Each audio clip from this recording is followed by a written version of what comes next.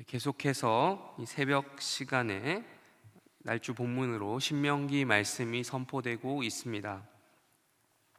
어제도 그렇고요. 우리가 이미 들은 바와 같이 이 신명기는 하나님께서 우리에게 모세에게 주신 율법의 말씀, 즉 출애굽기와 민수기죠. 그 앞에 나오는 모세오경 중에서 출애굽기, 민수기의 내용들을 다시 한번 반복해서 선포된 그 말씀을 기록한 것입니다.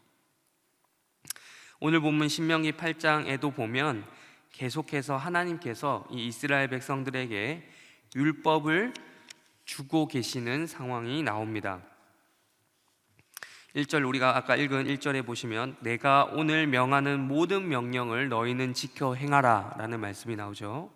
3절에 보면 사람이 떡으로만 사는 것이 아니요 여호와 입에서 나오는 모든 말씀으로 사는 줄을 내가 알게 하려 하심이라 라는 말씀이 또 나오고요.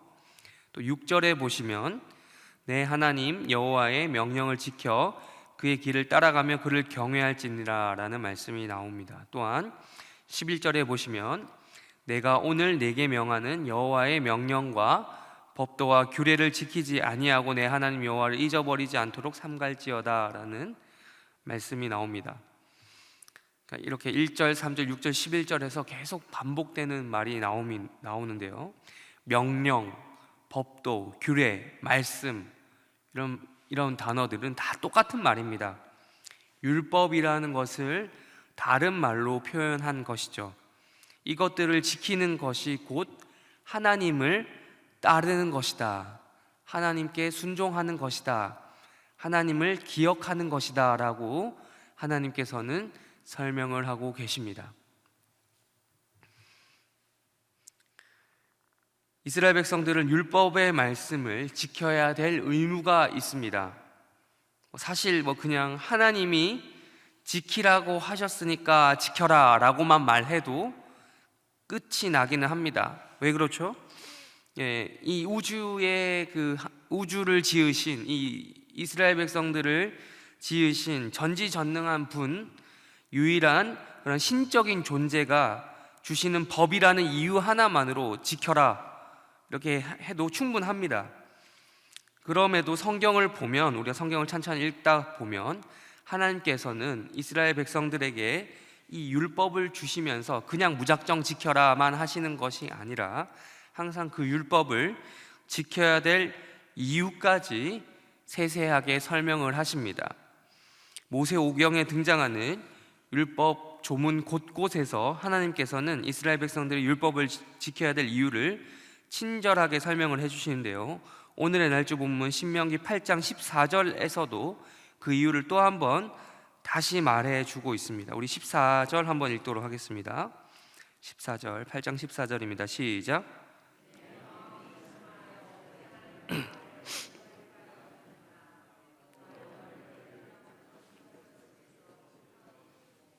네, 하반절 부분인데요. 여호와는 너를 애굽 땅 종되었던 집에서 이끌어내신 분이다라는 것이죠. 이게 다른 본문 신명기 앞장에서 6장, 7장 다 보면 비슷한 말이 계속해서 다시 한번 반복이 되고 있습니다. 즉 애굽의 땅에서 종살이 하던 것을 너희를 구원한 것은 누구냐? 바로 나다. 그러니까 잊지 마라. 그리고 내 말을 들어라. 내가 주는 율법을 지켜라가 하나님께서 이스라엘 백성들에게 원하시는 것이, 율법을 주시면서 하시는 말씀인 거죠. 하나님께서는 이 애굽에서 종살이 하던 흔히 말하는 노예 집단이죠. 이 노예 집단인 이스라엘 백성들을 구출해 내신 것에서 그치지 않고 아직 가나안 땅에 도착하기 전인데도 불구하고 광야에서부터 벌써 그들에게 이 율법을 주시는 거예요. 이 율법을 주시는 것이 하나님께서는 그들을 이제 더 이상 너희들은 노예 집단이 아니라 하나의 나라로 내가 너희들을 이제 보겠다라는 사건이 바로 율법을 주시는 사건입니다. 여러분, 일개 노예 집단에게는 법이라는 것이 있을 수 없습니다. 역사 가운데 여러 사례들을 보면 일시적으로 어떤 집단 반란이 성공했다 하더라도 하나의 정식적인 그 나라로, 국가 체제로 이어지는 경우는 거의 없습니다. 심지어 이 이스라엘 백성들은 노예 집단이었단 말이에요. 노예 신분이었던 그들이 여호와의 힘으로 집단으로 탈출을 하더니 진짜 그 집단이 나라가 되어버린 거죠. 법까지 만들어진 거죠. 역사를 보면 노예 출신의 왕은 간혹 있었던 것 같은데요, 이렇게 노예 집단이 나라가 된 사례, 전체가 국가화된 사례가 역사적으로 있는지 저는 사실 찾아볼 수가 없었습니다. 이처럼 명시된 법조항이 없던 무리들에게 법이 들어와서 법에 따라 통치되는 나라로 탈바꿈하게 되는 것은 정말 놀라운 일이죠. 엄격한 법이 존재한다라는 것은요, 무시할 수 없을 정도로 문명이 발달했다, 그 사회는 문명이 발달했다라는 뜻입니다. 또한 그 사회에 법을 준수하고 지키는 자들을 상을 주고 지키지 않는 자들 벌을 줄 정도로 어떠한 힘이 생겼다는 뜻이에요. 즉 하나님께서 이스라엘 백성들에게 십계명을 비롯한 율법을 주신 것은 곧 그 자체로 하나님이 이스라엘이라는 나라를 얼마나 생각하고 계시는지, 복을 주시기 원하는지 증명되는 사건이다라고 할 수 있겠습니다. 그래서 1절, 우리가 아까 읽은 1절, 8장 1절 다시 한번 보시면요, 그 복이라는 언어를 번성이라는 말로 표현하고 있습니다. 번성이라는 말은 말 그대로, 그렇죠, 똑같죠, 말 그대로 커진다, 많아진다라는 뜻입니다. 그 이스라엘 민족이 많아진다, 즉 그 나라가 강해진다, 부강하게 된다라는 뜻입니다. 하나님께서는 이스라엘 백성들을 이렇게 복 주시기 위하여 출애굽시키셨고, 또한 그 하나님 나라의 백성들처럼 살라고, 수준 있게 살라고 율법의 말씀을 주셨습니다. 이스라엘이라는 한 민족, 그 국가에게 있어서 가장 큰 축복은 무엇보다도 그들에게 율법이 있다라는 사실이었습니다. 오늘의 날주 본문 신명기 8장에서는 이 율법, 앞선 본문과는 다르게 출애굽만 이야기하는 것이 아니라 한 단계 더 나아간 이야기를 또한 합니다. 그들이 통과하고 있었던 광야 이야기를 또 해주고 있습니다. 광야는 신명기 말씀이 선포되던 상황 당시에 이스라엘이 맞닥뜨리고 있었던 현실이었습니다. 이스라엘은 출애굽해서 곧바로 가나안 땅으로 직행하지 않았습니다. 그들은 집단적으로 광야를 통과하고 있었습니다. 광야에 대해서 우리가 이미 많이 들어서 아시다시피 광야는 풀 한 폭이 없고 물 한 모금 있지 않은 거친 곳입니다. 그 거친 광야를 최소 장정만 60만 명의 인구로 통과한다는 것은 쉽지 않습니다. 그 많은 사람들을 어떻게 먹이고 어떻게 마시게 한단 말일까요? 그 많은 사람들을 그들은 식량 문제로, 식수 문제로 끊임없이 고민을 했습니다. 그들 스스로. 그런데 하나님께서는 그들에게 필요한 만큼, 먹을 만큼의 양을 또한 주셨습니다. 하나님께는 되게 간단했던 문제인데 이스라엘 백성들은 굶어 죽을까봐, 목말라 죽을까봐 매번 호들갑을 떨었습니다. 하나님께서는 비록 약간의 굶주림을 허용하신 적이 있는 것 같아요. 성경을 보면 또한 약간의 목마름 가운데 있게는 하셨던 것 같아요. 그러나 근본적으로 그들을 죽이신 적은 없습니다. 식량 문제로, 식수 문제로 늘 양식과 식수를 허락하셨습니다. 우리 15절과 16절 한번 읽어볼까요? 15절, 16절 한번 읽어보도록 하겠습니다. 시작.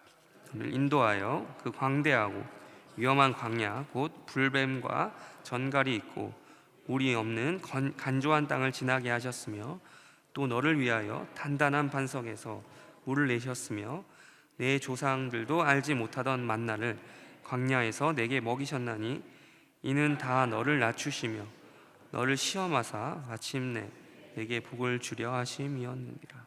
아멘. 하나님께서는 그들에게 식량이 떨어지지 않도록 만나를 주셨고, 또 식수가 떨어지지 않도록 반석에서 물을 내셨습니다. 그런데 광야를 통과하면서 하나님께서 그들을 낮추시고 시험을 하셨다. 그러기 위해서 조금 한번 테스트 해봤다라는 식으로 성경은 이야기를 합니다. 그런데 그 시험의 목적이 무엇이었냐고 지금 16절에서 이야기하죠. 마지막에 복을 주기 위해서, 복을 주시기 위해서 그랬다는 것입니다. 어떤 복입니까? 광야와는 전혀 다른 곳이 있다라는 것이죠.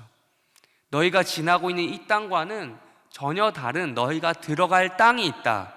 그곳이 바로 있으니 그것을 위해서 하나의 시험을 하신 것입니다. 그 땅은 우리가 잘 아는 가나안 땅입니다. 우리 1절 다시 한번 볼까요? 1절을 보시면 여호와께서 너희 조상들에게 맹세하신 땅에 들어가서 그것을 차지하래. 이미 1절에서부터 그 가나안 땅을 예고하고 계시죠. 하나님께서 현재 이스라엘 백성들에게 광야를 주시는 목적은 복을 주시기 위함인데 바로 광야 땅과는 정반대되는 곳, 바로 가나안 땅에 복을 주신다고 약속하신 것 때문입니다. 이 위험한 광야를 통과시키시면서 때로는 약간의 굶주림을 허락하시고 때로는 약간의 목마름을 허락하심으로 이스라엘 백성들을 광야에서 훈련을 시키신 것이죠. 혹독한 훈련으로 그들을 다스리시고 다루시고 그들을 낮추시는 이유가 무엇이냐? 바로 다 나중에 들어갈 약속된 땅 가나안 때문이라는 것이라고 성경은 이야기합니다. 광야에서부터 하나님의 말씀을, 여호와의 명령을 지키는 훈련, 여호와의 말씀으로만 너희가 살아야 된다라는 그런 훈련, 명령과 법도와 규례를 지키는 훈련, 즉 율법을 지키는 훈련이 되지 않으면 너희가 도착할 풍족한 땅 가나안 땅에서 거기 들어가봤자 의미가 없다라는 것입니다. 하나님이 주신 거, 하나님이 너희를 출애굽시키시고 또한 하나님이 너희를 광야를 지나게 하셨으며 가나안 땅에 정착시키게 하시는 것, 그 은혜를 너희가 다 까먹으니 여기서부터 말씀을 지키는 훈련을 하라는 것이죠. 우리 14절 한번 다시 한번 읽도록 하겠습니다. 14절 시작. 마음이 교만하여 하나님 여호와를 잊어버릴까 염려하노. 여호와는 너를 애굽 땅 종되었던 집에서 이끌어내시고. 아까는 하반절 애굽 땅을 이야기했는데요. 14절 앞부분을 보시면 너 하나님 여호와를 잊어버릴까 염려하노라. 그거 알게 하시려고 하나님께서는 지금 광야에서, 지금 시점, 말씀이 선포되는 그 광야 시점에서 이스라엘 백성들을 훈련시키고 굴리고 계시는 거죠. 굴리고. 또한 가나안 땅에 들어가 살면서 명령을 지키면 또 하나님께서는 또 다른 약속을 하십니다. 여호와의 말씀으로 너희가 가나안 땅에서도 살아가면 명령과 법도와 규례를 지키고 율법을 지키면 계속해서 너희에게 그 복이 이어갈 것이다. 계속해서 복을 주시겠다라고 약속을 하시는 거죠. 우리가 지금 읽지는 않겠습니다만 7절부터 10절까지 눈을 쭉 보시면 그 복의 내용들이 나오고 있습니다. 하나님을 잊지 않는 방법, 그것은 단 하나밖에 없습니다. 바로 말씀을 지키는 것입니다. 주신 율법을 지키는 것이 하나님을 까먹지 않는 것, 잊어버리지 않는 것입니다. 그것만이 이스라엘 백성들이 살 길입니다. 그렇지 않으면 어떻게 되는지 19절과 20절 우리 한번 읽도록 하겠습니다. 19절과 20절 읽겠습니다. 시작. 만일 내 안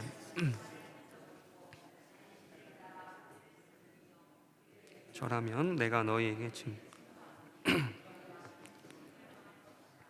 여호와께서 너희 앞에서 멸망시키신 민족들 같이 너희도 멸망하리니 이는 너희가 너희의 하나님 여호와의 소리를 종종하지 안 지키면 어떻게 된다고요? 망한답니다. 망한다. 율법을 지키지 않는 하나님의 백성들, 말씀을 듣지 않고 살아가는 백성들, 명령대로 살아가지 않는 백성들의 그 결국은 멸망이다라는 것입니다. 광야가 주어졌을 때 광야를 통과할 때 이때 빡세게 훈련을 해 놓아야 한다라는 것이죠. 명령대로 살아가는 법을 배워야 한다. 말씀을 듣고 그분을 경외하고 그분을 잊지 말아야 한다라는 것입니다. 우리 오늘의 날주 본문 시편 91편 한번 보도록 하겠습니다. 시편 91편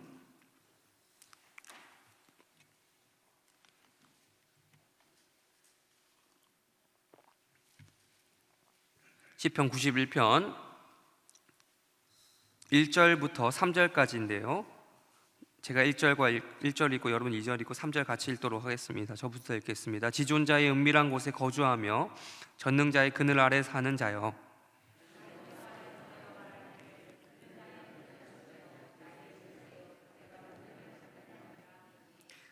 3절 읽겠습니다. 시작. 이는 그가 너를 새 사냥꾼의 올무에서와 심한 전염병에서 건질 것이미로다. 여러분, 요즘 다시 한번 코로나 바이러스가 기승을 부리고 있죠. 네. 지금 읽은 본문 3절에서도 전염병이라는 말을 쓰고 있습니다. 지금 현대 사회에서 전염병도 이렇게 막지 못해서 심각한 상황이 초래되고 있습니다만, 마땅한 치유책이 없었던 고대 사회에서 전염병은 우리 6절에서 말하는 것처럼 그야말로 재앙입니다. 재앙. 6절 눈으로 보세요. 재앙입니다. 전염병은 심각한 재앙입니다. 자연재해 혹은 하늘로부터 오는 재앙이다라고 해서 천재지변할 때 쓰는 천재라고 부릅니다. 또한 시편 91편에서는 재앙을 한 가지 더 추가시킵니다. 우리 3절을 다시 눈으로 보시면요, 3절에서 말하는 새 사냥꾼의 올무라는 말이 나오고, 또한 5절에 보시면 화살이라는 말이 나옵니다. 화살.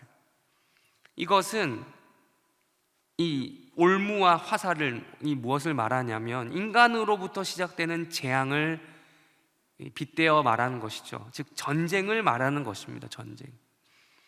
전쟁은 명백히 인간의 의도에 의해서 일어난 인간으로부터 오는 재앙이기 때문에 인재라고 부를 수 있겠죠. 즉 시편 91편은 천재, 지변할 때 쓰는 천재와 인재 두 가지 모두를 다 언급하고 있습니다. 전염병과도 같은 천재든 전쟁과도 같은 인재든 간에 우리가 읽었던 1절과 2절에서 말씀하는 것처럼 지존자, 전능자 되시는 하나님의 그늘 아래 사는 자에게는 무엇이 없다고 말합니까? 두려움이 없다라는 것입니다. 그분을 의지하면 된다라는 것이죠. 그분은 우리의 피난처이시고 우리의 요새가 되시며 하나님이 되신다라는 것입니다. 그분은 우리를 재해로부터, 재앙으로부터 건지실 것이다.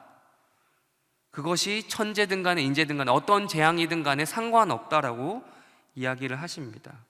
전쟁의 위협이든 전염병의 위협이든 하나님의 말씀 안에 거하는 자, 하나님의 율법을 지키는 자, 그 명령을 따르는 자에게는 두려움이 없는데 그 이유는 하나님께서 그들을 건지실 것이기 때문이다 라고 성경은 말씀하고 있습니다. 말씀을 마무리하겠습니다. 코로나 바이러스로 전 세계가 여전히 신음하고 있습니다.